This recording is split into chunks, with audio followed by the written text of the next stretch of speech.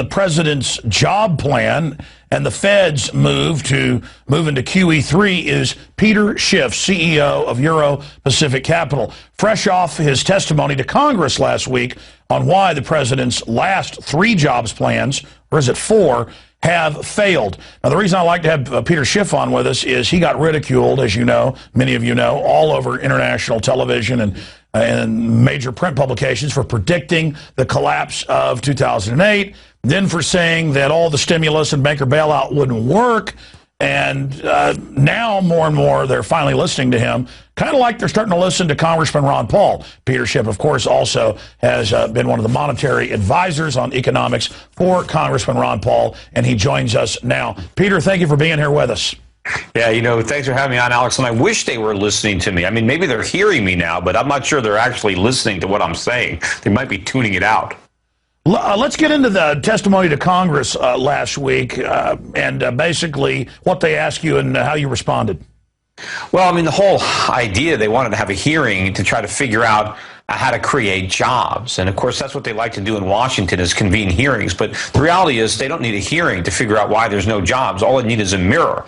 You know, and so I was there to try to, you know, let Congress know that they're the reason there's no jobs. If they want to wonder why, you know, why the jobs are disappearing, it's because of actions that government is taking that drives up the cost of employment, that punishes people for employing people, and that makes people look for all sorts of ways to avoid hiring, whether it's using automation or outsourcing or just simply, you know, just not growing a business.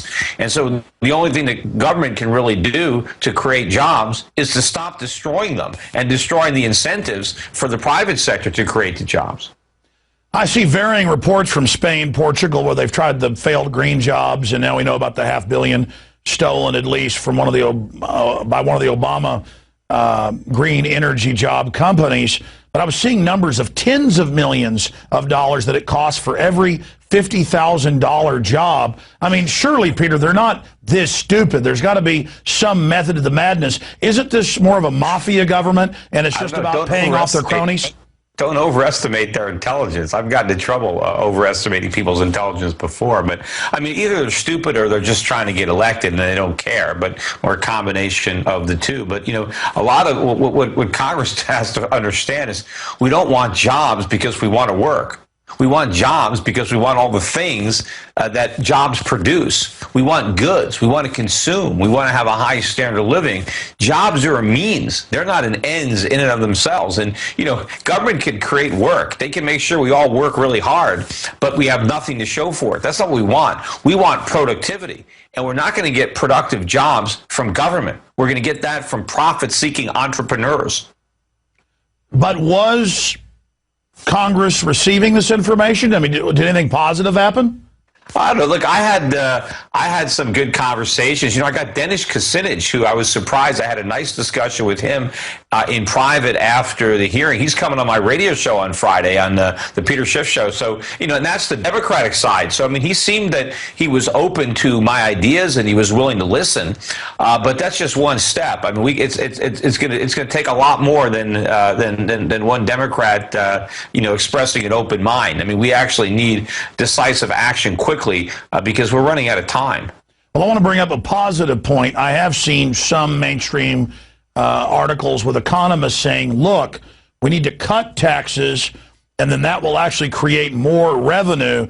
And something that big government engineers don't seem to understand is that, what in every case of history, and I want you to complement this information or expand on it, Peter, Kennedy cut the top tax rate by half. He cut the next tax rate by close to half.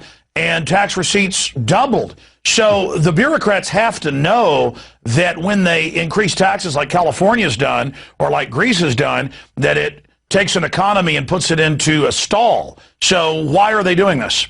Yeah, well, I mean, it's politics. I mean, really, if they want the best taxes to reduce, to generate growth and additional income, is the marginal rate of taxes. But of course, that's what they're talking about increasing. But we have so much debt now, there's so much government spending that it can't just be cutting taxes. we have to cut government spending, because if we replace tax revenue with deficits, that's going to do more damage to the economy. That's the point that I was trying to make in front of Congress. The deficits are actually doing more damage to the economy than the taxes. But yes, we need legitimate tax reform. We have to move away from punishing people for working hard, risking capital, and generating wealth. We need to move towards a consumption-based taxation system that doesn't damage economic growth. But at the same time, we have to stop all the government spending. That is the drag on the economy. It's the burden that government places on the economy that's depriving it of the resources that it needs to grow and create jobs. Okay, well, that's common sense.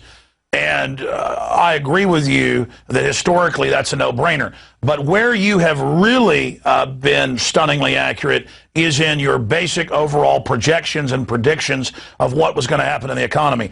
In the intro, I mentioned a lot of the things that you were dead on about. And as a student of history, I can certainly see collapse, further dollar devaluation, a lot of horrors in the future as well. But specifically, looking forward on the course the world is now, QE3, the euro debt bubble, they're talking about transferring the euro into this new financial oligarchy. How do you see all of this basically shaking out? Well, it's not going to be pretty. Again, it's like they're throwing gasoline on the fire and expecting the fire to go out. It's just going to get bigger. So, we have really severe structural problems underlying the economy. They've got to be fixed. The market wants to fix them, but the government won't let it because the government doesn't like the pain that we have to go through to fix these problems, just like a drug addict doesn't like rehab, and so maybe he doesn't want to go through it. He'd rather just keep using drugs, but that's not in his long-term interest, and it's not in the long-term interest of our economy to keep shooting us up with monetary heroin so that we're oblivious to the pain and don't go through the restructuring process. So as long as we're continuing on this course, we're going to keep going in the same direction, which means the economy will never recover. Good jobs will never be created. The standard of living of the average American will continue to decline. The cost of living will rise much faster than his wages, if he even has any wages, because jobs are going to be disappearing. And eventually it will end in anarchy. I mean, in riots, in civil duress. Who knows what the government's going to do under that environment, because we've lost so many of our rights under better circumstances. Imagine what the government might do when things got to that point. But that's what's going to happen. I think we're going to have a real painful crisis before our leaders do anything right, before they take a chance on not getting reelected in order to do what's good for the country. Well, Peter, going back now more than 12 years ago, I went to different urban warfare events, different military drills. I put documentaries out showing the military training to lock down U.S. cities, training to confiscate firearms. People were so shocked by the footage I had in Police State 2000 that they didn't even think it was real. Now we've seen Katrina, we've seen other events, any excuse for a federal power grab. That's the appetite, grow, grow, grow. Now we see Mayor Bloomberg saying there's going to be riots if this continues. We see the degeneration in Europe. And I understand there's a lot of slugs and lazy people who are thinking short-term in government. But at the same time, there has been a authoritarian buildup behind the scenes in the last 12 to 15 years in this country. And if they weren't thinking about using martial law to impose their corruption a decade ago, they're certainly now starting to talk about it today. And you're starting to allude to some of that. So specifically, what do you think is coming in the future if the course is not changed? And do you think that the establishment is going to change course? No, I said they're not going to change course as long as the world will keep lending its money. So as long as the Chinese are buying our debt and the Japanese and Saudis, and as long as we can go into debt, we're going to keep doing that. We're going to postpone the pain. But we're going to run into a problem very soon where we can't do that, where we have a dollar crisis, a sovereign debt crisis, where bond rates really start to surge, the dollar starts to plunge, prices really start to rise, and that's when the problems really set in. Because then what is the government going to do? How are they going to respond to skyrocketing food in energy prices. Are they going to put price controls in place like we did in the 1970s? That's when you get your shortages. That's when you get your riots. But even if we don't do that, if we embark on an austerity program, which would be the right thing, the people who are used to getting government checks aren't going to take that line down. I mean, people are going to be frustrated. Well, that's my next question. Look what's happening in Italy or London or Greece. I mean, it's going to happen here, only I think worse. Listen, I'm all for getting people off of dependency because we know it doesn't work. It creates generations of basically crime-addled, drug-addicted zombies. And we've got close to 50 million Americans, as you know, on the form of digital soup kitchens, bread lines, on the food stamps and little digital cards. But what about the corporate welfare? What about the trillions on defense? What about the trillions in banker bailouts? I mean, I've seen the numbers, but correct me if I'm wrong. We could get rid of all the entitlements and the rest of it, and still, if we don't say no to these derivatives and make Wall Street, the firms that sold this crap, take a haircut, we're still going to be in the same position.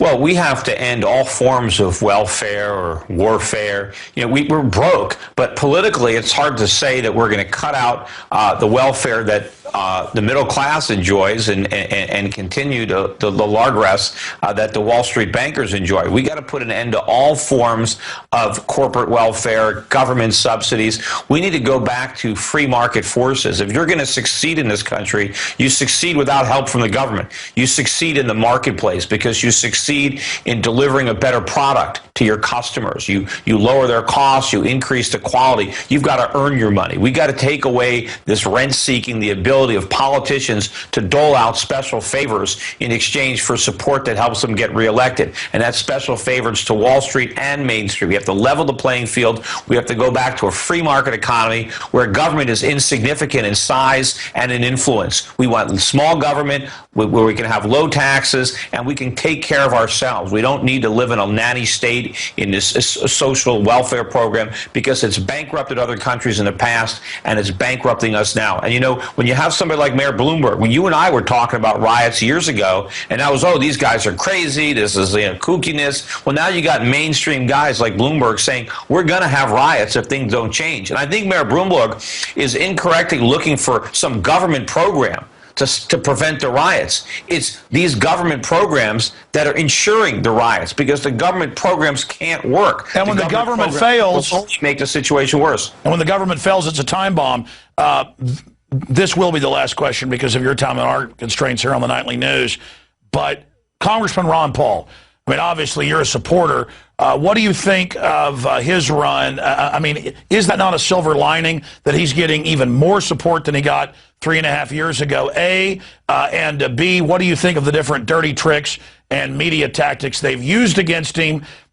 And yeah, the media is completely, trying their best to marginalize him. I mean, look, when Michelle Bachmann won Ames, she was all over the news, even though she barely beat Ron Paul, who wasn't even mentioned. Then just recently, Ron Paul wins a straw poll in California, the biggest state in the union, and there's no mention of it on the Sunday shows at all. He won in a landslide, and then, as a matter of fact, Texas just called off their straw poll because it looked like Ron Paul was going to win. And I guess the Republicans didn't want to see Rick Perry lose to Ron Paul in his home state. They thought that was too good a story for the media to ignore. So the way they got around it was they canceled the poll altogether. But look, he's running third. Ron Paul in the latest poll has as much support as Bachmann, Gingrich, Santorum, and what's his name? I can't even remember the guy's name. Mitt Romney. Not Romney. Huntsman combined. All four of those candidates combined. In fact, it came out that Ron Paul has got more contributions from the military than all of his Republican components combined. He's getting more contributions than Barack Obama.